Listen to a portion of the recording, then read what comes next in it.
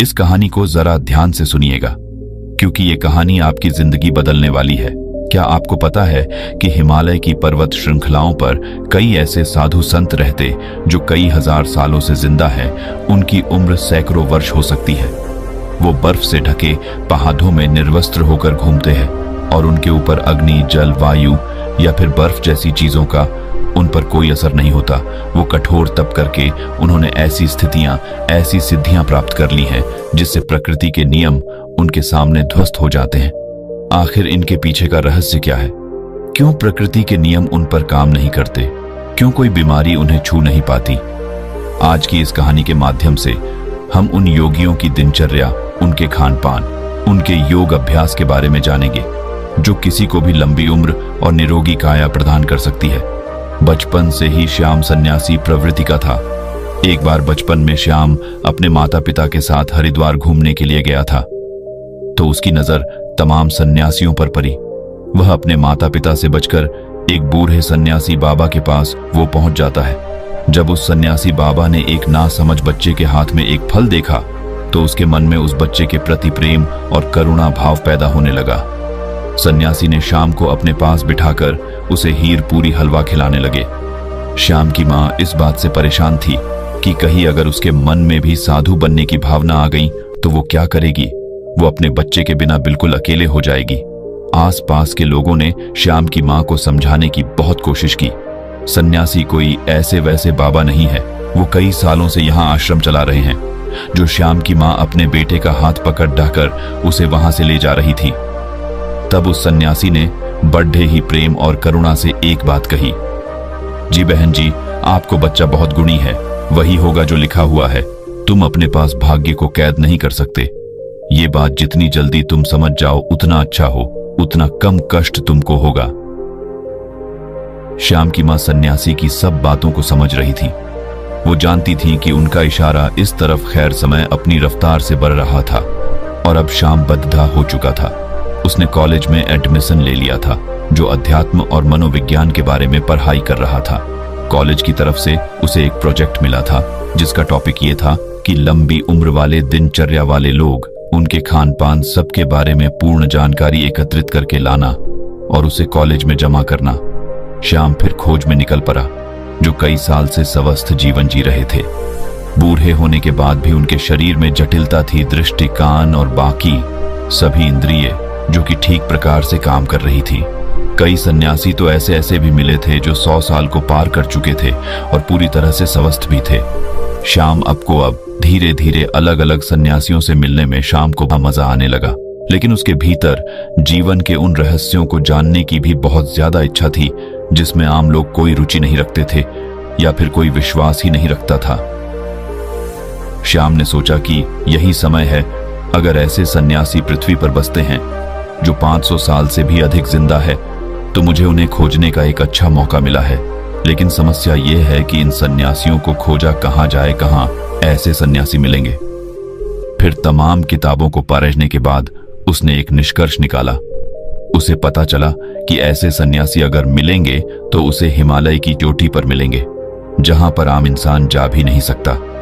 लेकिन श्याम ने अपना मन पक्का कर लिया। उसने पूरा संकल्प ले लिया था, चाहे रास्ता कितना भी कठिन क्यों ना हो, वो उन दुर्गम पहाड़ियों तक, उन गुफाओं तक जरूर पहुंचेगा। वो अपने माता पिता को बिना बताए वो हिमालय की चोटी की तरफ निकल जाता है। युवावस्था के दिन थे, जोश भी था और किसी चीज का कोई डर भी नहीं था। और सबसे बड़ी बात है, श्याम का भाग्य था जो उसे खींचकर उन योगियों के पास ले जा रहा था। उसने उन पहाड़ियों पर चढ़ने की पूरी तैयारी कर ली थी। सर्दियों के मोटे मोटे कपड़े ले लिए थे, रास्ते के लिए खाना रख लिया था। जंगली जानवरों से बचने के लिए उसने हथियार भी अपने पास रख लिए थे। उसने एक टॉर्च भी रखी थी ताकि वो रात में जल्दी से जल्दी यात्रा करके वहां पहुंच सके, उसकी यात्रा में कोई बाधा न हो। धीरे धीरे जब लोगों से पता करते हुए वो हिमालय की दुर्गम रास्तों तक पहुंचने लगा तो उसके फोन में भी काम करना बंद कर दिया। अब उसका दुनिया से कोई संपर्क नहीं था। दुनिया से रिश्ता काटने के बाद वो अब खुद से जुड़ने के लिए लगा था। अब वो हिमालय के जंगलों से गुजरते हुए असीम आनंद की प्राप्ति कर रहा था। उसका जहां मन करता वहीं पर रुक जाता और आगे का पता करके आगे के भाग पर निकल जाता। उसे नहीं पता था उसे बिल्कुल भी अंदाजा नहीं था कि वो ऐसे योगियों से कभी मिल भी पाएगा या नहीं है, लेकिन मन में इच्छा थी, पूरा विश्वास था, और इसी के साथ वो अपने रास्ते में आगे बढ़ता जा रहा था। पूरी उमंग और पूरे विश्वास और पूरे जोश के साथ ऊंचे पहाड़ों पर बसे गांव को पार करते हुए वो हिमालय के कुछ जंगल में पहुंच गया था। यहाँ पर असीम सन्नाटा था। दूर दूर तक कोई आबादी या फिर कोई लोग नहीं थे। अब वह यहाँ पर अकेला था। ठंड में उसकी कपकपी छूट रही थी, लेकिन फिर भी उसने हार नहीं मानी। उसे पता था कि यहाँ पर आसपास जरूर कोई गुफा होगी जहां पर ऐसे ही योगी उसे जरूर मिलेंगे। और अगले ही दिन की उसे बर्फ की पहाड़ी की चोटी पर दूर से एक सन्यासी ताप करता हुआ नजर आया। सन्यासी ने अपने शरीर पर की कोई वस्त्र धारण नहीं किया था, बस एक नीचे छोटा सा कपड़ा लपेटे हुए थे। वो उस सन्यासी को पहाड़ी के नीचे से देख रहा था, लेकिन वो बहुत खुश हो गया। इतनी लंबी यात्रा का परिणाम उसे मिला। वो जल्दी जल्दी अपने कदम बढ़ाते हुए उस पहाड़ी की चोटी पर पहुंचने का प्रयास करने लगा, लेकिन बाधी एकदम भरी हुई थी, इसलिए बार बार वो फिसल रहा था। सन्यासी यूं तो आंख बंद किए हुए थे, अपने ध्यान में लीन थे, लेकिन अपने मन की आंखों से वो श्याम की सारी मेहनत देख रहे थे। उस पहाड़ी पर बार बार चढ़ते हुए विफल होने के कारण श्याम बहुत थक गया था और अंत में मूर्छित हो जाता है। जब श्याम मूर्छित हो जाता है तो वो सन्यासी जो ऊपर तक आ रहे थे, श्याम को अपने हाथों में उठाकर उसे एक गुफा के भीतर लेकर आए। वहां पर उसके अलावा 2 और सन्यासी उपस्थित थे। श्याम और मूर्छित था, उसके शरीर में बहुत थकान थी। इस सन्यासी ने एक पत्ते पर घोल तैयार किया और श्याम के मुंह के ऊपर कुछ बूंदे डाले। घोल के जाते ही श्याम अचानक से उठ खड़ा हुआ। उसकी सारी बेहोशी, थकान, सब कुछ दूर हो गया। होश में आते ही श्याम दोनों हाथ जोड़कर उन्हें प्रणाम करने लगा। वो बहुत खुश हो गया। श्याम ने उनसे कहा कि मेरी बड़ी अनुकंपा है कि मुझे आप जैसे दिव्य योगियों के दर्शन हो रहे हैं। मैं आपसे कुछ सवाल पूछना चाहता हूं। आप इतनी बड़ी उम्र तक, इतने सालों तक कैसे जीवित रह सकते हैं? आपके शरीर में कभी कोई बीमारी क्यों नहीं होती है? अगर आप उस तरीका को जानते हैं तो दुनिया को वो तरीका क्यों नहीं बताते? दुनिया में बहुत से लोग बहुत दुखी हैं। लोगों को नाना प्रकार की बीमारियां हो रखी हैं। उम्र से पहले वो बूढ़े हो जाते हैं, उनकी मृत्यु तक होने लगी है। तो आपको यदि इसका कारण पता है तो आप लोगों को उसे ठीक करने का तरीका क्यों नहीं बताते? आप तो योगी हैं, आपको तो दुनिया की मदद करनी चाहिए। उसकी बातें सुनकर तीनों सन्यासियों ने कोई प्रतिक्रिया नहीं। ऐसा लग रहा था मानो उन्हें श्याम की भाषा ही समझ नहीं आ रही। जब उसने ये महसूस किया तो उन्हें इशारों से समझाने का प्रयास किया, लेकिन इसका भी कोई फायदा नहीं हुआ। अब श्याम उनको समझा समझाकर थक चुका था और अब शांत बैठ गया था। वो सोच रहा था कि मेरा इतना दूर आना एकदम बेकार हो गया। दर्शन तो हुए, लेकिन इन सवालों के जवाब मुझे चाहिए थे, वो मुझे नहीं मिले।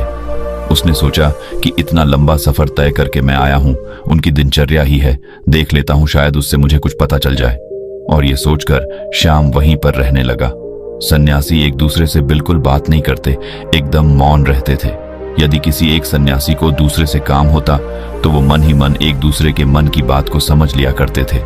अब शाम को बेचैनी होने लगी थी कि भला एक गुफा में चुपचाप बैठे रहना, भला ये कैसे संभव है? ये कैसा जीवन है? वो सन्यासी उस गुफा में बैठे सिर्फ योगाभ्यास करते थे, तब करते रहते थे। उनके चेहरे पर, उनकी आंखों में एक गजब का ठहराव था, एक गजब की शांति। जो भी उनके मुखमंडल की आभा को, हाव भाव को देख लेंगे, वो आकर्षित हुए बिना रह नहीं सकते।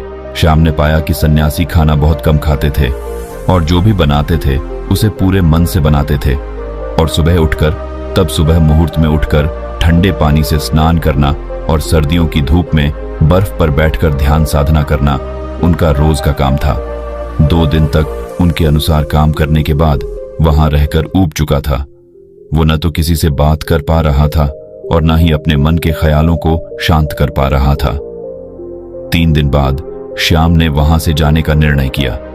उसने उन सभी सन्यासियों को प्रणाम किया और उन्हें प्रणाम करने के बाद कहा कि शायद मेरा प्रणाम भी आप लोग स्वीकार ना कर रहे हो, जो कि आपको इसका मतलब ही नहीं पता होगा, लेकिन मैं आपसे मिलकर धन्य हो गया और मैं अब आपसे विदा लेना चाहता हूं। और ये कहकर अपने चेहरे पर मुस्कान लिए वो योगियों के पैर छूकर जैसे ही चलने को तैयार हुआ, तभी उसके कानों में बूढ़े सन्यासी की आवाज सुनाई दी। बूढ़े सन्यासी ने कहा, कि अपने सवालों का जवाब तो सुनते जाओ। यह सुनकर श्याम बहुत हैरान हुआ। वो कुछ बोलना चाह ही रहा था, तभी साधु ने कहा कि सबको अपने मन के सभी सवालों के जवाब चाहिए, लेकिन सभी सवालों का जवाब मौन में छिपा हुआ है। तुमने मौन रहकर बिना किसी सवाल किए हमारी दिनचर्या को देखा और समझा। अगर मैं तुम्हें यह बताने का प्रयास करता तो तुम एक कान से सुनते और दूसरे से निकाल देते, और यही तो दुनिया करती है। सचमुच में सुनने का कौन इच्छुक है? ज्ञान पाने का सवाल यहाँ पर। 3 दिन तक इस दिनचर्या का पालन करने के बाद तुम्हारा मन टूट गया, मतलब तुम भी नहीं जानते इन सब तरीकों को जानना। हालांकि तुम्हें पता है कि हमारे इस भोजन, इस दिनचर्या के कारण हमारा शरीर हमेशा निरोगी रहता है, हमेशा स्वस्थ रहता है, लेकिन तुम इसका पालन 3 दिन भी नहीं कर सकोगे। चौथे दिन में तुम वापस घर जा रहे हो। दुनिया में ऐसे बहुत कम लोग होते हैं जो मौन रहकर दूसरे के ज्ञान को खुद प्राप्त कर लेते हैं। अगर तुम मौन रहना, चुप रहना सीख जाओ तो तू दूसरे के ज्ञान को प्राप्त कर सकते हो, वो भी बिना उससे पूछे। श्याम ने मुस्कुराते हुए हाथ जोड़कर महात्मा से पूछा, हे महात्मा, आप ये बताने की अनुकंपा करें कि आप कौन सा योग अभ्यास करते हैं? क्या आपकी दिनचर्या है जिसके कारण आप इतने सालों तक जीवित? देखने में तो आपकी उम्र 60-70 साल लगती है, लेकिन लोगों का कहना है कि यहाँ पर लोग 5000 साल से जिंदा हैं। तो क्या ये सत्य है? सन्यासी ने मुस्कुराते हुए नादान और भोले श्याम के सिर पर हाथ फेरा और फिर श्याम को सबसे पहला तरीका बताया। उन्होंने श्याम से पूछा कि हमारे शरीर का सबसे बढ़ा भोजन क्या होता है? श्याम सोच में पड़ गया, उसे कोई जवाब नहीं आया। सब सन्यासी ने उसे बताया कि हवा हमारे शरीर के लिए सबसे बढ़ा जरूरी भोजन होता है। हवा हम 24 घंटे खाते रहते हैं और हवा हमारे शरीर के लिए सबसे ज्यादा महत्वपूर्ण होती है। लेकिन आजकल के समय में बुरी हवा प्रदूषित हो चुकी है, इसलिए जो प्रदूषण से भरी हवा तुम्हारे शरीर में जा रही है वही तुम्हारे शरीर में बीमारियों को जन्म दे रही है। इसलिए यदि तुम घर पर ऐसे कमरे में रहते हो जहां पर हवा का आना जाना कम होता है, जैसे कि एयर कंडीशनर वाले रूम में होता है, उसमें ताजी हवा आना जाना भी नहीं हो पाता।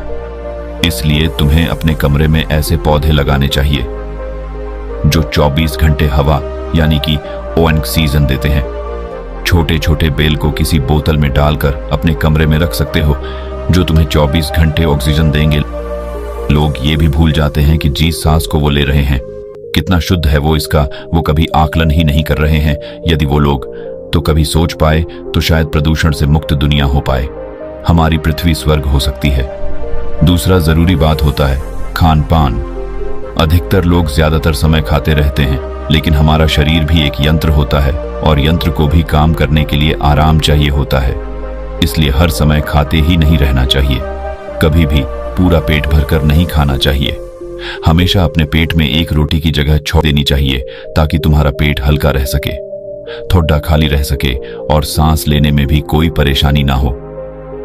तीसरा तरीका होता है हमारी दिनचर्या। सही तरह की दिनचर्या में तुम्हारा योग अभ्यास, शारीरिक व्यायाम, प्राणायाम। अगर तुम दिनचर्या के रूप में यह कर रहे हो तो तुम्हारे शरीर कभी कोई बीमारी आ ही नहीं सकती। लेकिन हम सिर्फ बहाने ढूंढते हैं, हम कुछ करना नहीं चाहते। सब कुछ हमें बैठे बैठे चाहिए और शरीर को जितना आराम दोगे वो उतना ही खराब होगा, बेकार होता जाएगा। इसलिए शरीर से हमेशा काम लेते रहो, उसमें एक आलस पैदा मत होने। दिनचर्या, हवा और खान पान, इन तीनों को तुम दुनिया में रहते हुए कैसे सुधार सकते हो, इस पर विचार करना। तभी तुम्हारा जीवन बदलेगा, तभी तुम्हें दूसरे लोगों को भी जागरूक कर पाओगे। लेकिन तुम्हारी बात सुनेगा कौन कौन? बाजार के स्वादिष्ट व्यंजनों को छोड़कर प्रकृति से मिलने वाले फल, सब्जियां या पत्ते खाने का कौन इच्छुक होगा? लोग तो वही खाना चाहते हैं जो उनको स्वाद देता है। देखने में भी वही देखना चाहते हैं जो उनकी आंखों को अच्छा लगता है, और इसलिए उनकी इंद्रियां वासनाओं की गुलाम हो जाती है और धीरे धीरे वही हमारे दुख का कारण बनती चली जाती है। इसलिए तुम बढ़त से बचने का प्रयास मत करो, बल्कि उस काम को पूरी मजे से करने का अभ्यास करो। तब तुम्हारी इंद्रियां आजाद हो जाएंगी और उसके बाद तुम्हारा मन भी एकदम खाली हो जाएगा, वो भी आजाद हो जाएगा। फिर उसके अंदर भी वो भावना होगी जिसे हम समाधि कहते हैं, जो आनंद की चरम सीमा होती है। और ये कहकर श्याम के सिर पर हाथ रखा उसे आशीर्वाद देते हुए वो उसे वहां से भेज देते हैं। बाकी अगर ये कहानी आपको अच्छी लगी हो तो इस वीडियो को लाइक करें और ऐसी और कहानी सुनने के लिए डे इंस्पायर्ड यूट्यूब चैनल को सब्सक्राइब करें। तब तक मिलते हैं हम आपसे ऐसी ही एक और प्रेरणादायक कहानी के साथ अगले दिन। धन्यवाद।